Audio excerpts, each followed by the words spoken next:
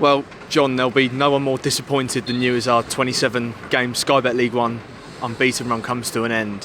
What do you put it down to? Yeah, I think obviously the second half we went down to 10 men and Blackpool ran away with it, but the position we put ourselves in at half time was a bit disappointing. I thought we started the game really poorly, but only for 5 minutes, and that's enough against sides like this. They'll punish you. We just had a bit of a spell there. We didn't get pressure on the ball.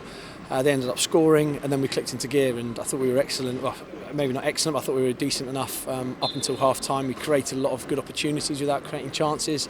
The goalkeeper pulled off a really good save, and second half it's difficult to assess at the moment because we obviously conceded 3 goals. We're down to 10 men, and Blackpool, were completely good value for the win. So one of those ones it was a bit difficult to assess. Probably take the merits of the first half and go from there. Things picked up, as you said, after their first goal. What did you say at half-time to sort of bring everyone together? I think we needed 2 more things at half-time. A bit more aggression in terms of the way we were pressing, and then just more quality. We got ourselves into some really good positions, particularly down the right-hand side in the first half, and we didn't end up properly testing the goalkeeper. One that springs to mind, Paddy Lane cuts in his left foot and puts the ball over. We know he's got a huge amount of quality and he can do a lot better in those areas. A couple of crosses go into the goalkeeper's hands. Just those sort of things we needed to really improve upon. Small moments in the game that changed it. Joe Morrell received a red card in the second half. What was your view of it? It looked like a second yellow to me, so no complaints about that. What was your message to the lads after that one? I'm guessing they're pretty dejected after it. Yeah, it was be really disappointed with everything that's gone on today. I actually said, look, before I can assess the second half, the disappointments for me were the start that we made and going a goal down. That was something we need to be a lot better at, and we were punished today because of that.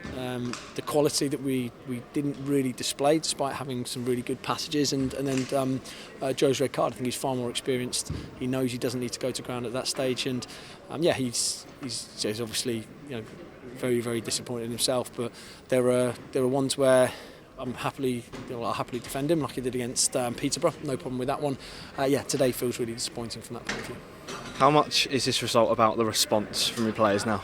Yeah, I mean that's all we care about. We want them to be disappointed tonight. We want them to, go home and watch the game, and maybe they're going to wake up with, probably the same feeling tomorrow. I need them back on Monday morning, really, really positive and ready to go into the Burton game Tuesday. And what's your message to the supporters who are right behind us until the end? Yeah, I don't really need to send a message, I suppose. They sent their own message today because when we went 4-0 down, constantly heard the song. I don't think I can repeat here, but yeah, it was brilliant. It's amazing, and I think that's a reflection of everything the fans know that we're trying to build here, everything they've seen us do over the past 10 months, and it was a brilliant reaction. We know we're going to travel again in the droves on a Tuesday night up to Burton in November, and it's amazing to have them behind us.